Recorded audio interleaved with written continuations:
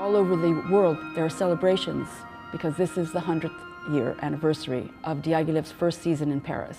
We begin to look again at this wonderful treasure, cultural treasure, that the Ballets Russes repertoire has given to the history of the theater and let it reinvigorate what we're doing. When he started this company in 1909 and he died in 1929, it was 20 years that I think for him were successes and failures, successes and failures. But when we look back on that time now, we see it as a golden age.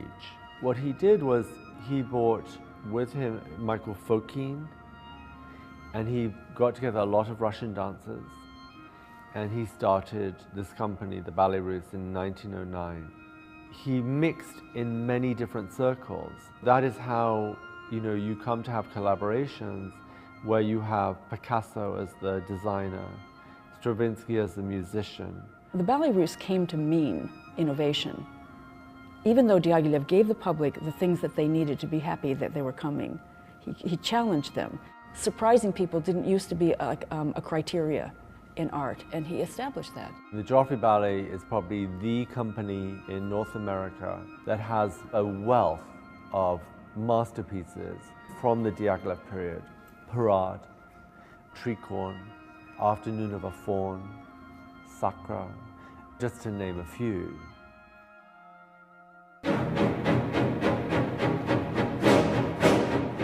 The Sacre du Printemps is the fundamental ballet of the 20th century, the ballet that changed the course of history. It premiered in 1913 in Paris with Diaghilev's Ballets Russes. It was a real shock to the public. It actually caused a riot in the theater. When it was performed at the Châtelet, people were outraged because the music was so complicated and it was not melodic.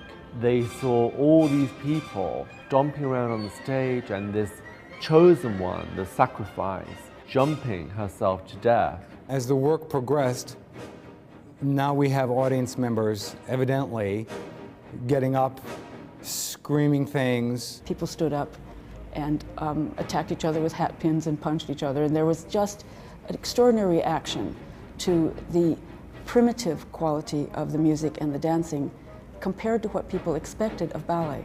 The women and the men all in the same unisex smock, brilliant colors, crashed together row after row with these ritual signs, and the women with long braids flying and whipping each other with their braids, the men bearded.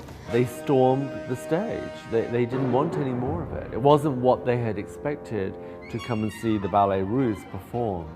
They came in expecting to see a ballet, a Russian ballet, in tutus, and then came the Sacre du Printemps. Nijinsky's choreography, his intention was not to shock. Nijinsky's idea was to go back to the roots of dance and to create the rite of spring, this celebration of the return of life. So when people started standing up and whistling and clamoring and beating on the chairs, they were shocked, and the worst part was, of course, the dancers could not hear the music. After the performance itself, Diaghilev was the one who said, "This is exactly what I wanted." We were very fortunate, Kenneth Archer and I, to work with Robert Joffrey on the reconstruction because he had established a new attitude toward the revival of the Diaghilev ballets. He approached it as the avant-garde, like revived, and therefore there was this wonderful freshness. When we did the reconstruction, we scientifically sort of focused, using every bit of information we could, and if anything was missing, we would agree with Robert Joffrey that we'd sort of find that point which we knew and that point which we knew, and without any deviation at all, join the two so that what came in the center was what Rourke would most probably have done. It's sort of forensic in a way. It's like it's really researched. material. You find out everything that exists from all these verbal and visual and musical sources. Rambert says this on her score. Stravinsky says this on his score. This critic says that. That cartoonist shows us that. And you put this together, but finally, you have to make that work. And you have to make it work on dancers. It is as close as possible to the original idea. We have the ability here at the Joffrey to bring this ballet back and show it to the people of Chicago. It is a really special thing. 1, 2, 3, 4, 5, 6, 7, 8, 9, 10, 1, 2. 2, 3, 4, 1, 2, 1, 2, 3, 4. Don't forget about the sharp turn. What's difficult about the rhythmic qualities of this music in terms of counting is because the meter, it's constantly changing. 1, 2, 3, 4, 5, 6, 7, 1, 2, 3, 1, 2, 3, 4, 5, 6, relevate, relevate. So you're constantly counting to yourself. 1, 2, 1, 2, 3, 1, 2, 3, 1, 2, 3, 1, 2, 1, 2, 1, 2, 3, 4, 1, 2, 1, 2, 1, 2, 3, 1, 2, 3. 1, 2, 3, 4, 1, 2, 3, 4, 5. 1, 2, 3, 4, 5, 6. 1, 2, 3, 4, 5, stop. The moment you get too relaxed is the moment there's going to be a disaster. That's what just blows your mind away, because you're like, oh, I'm doing it right, and then all of a sudden you're just off. In the essence of the piece, there is this return to some kind of primal consciousness. I think this really happens for dancers even now when they perform it. The story of the ballet, with just the scenario pictures of pagan Russia, just the stages of a rite, step by step, toward the goal of the rite, which was to make the sun return. In order to make the sun return, one of the maidens of the tribe had to dance herself to death. This is not a brutal slaughter. This is an act of sacrifice on the part of one person who's selected from the tribe. But it's actually what dancers do every day of their career, is they work to the end of their energy. And this is like a model of what it is to be a performer, especially a soloist.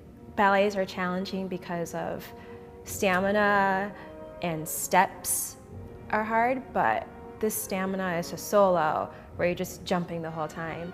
And then the steps are not what we're used to. We tell them every day, turn out, point your feet, refine, refine.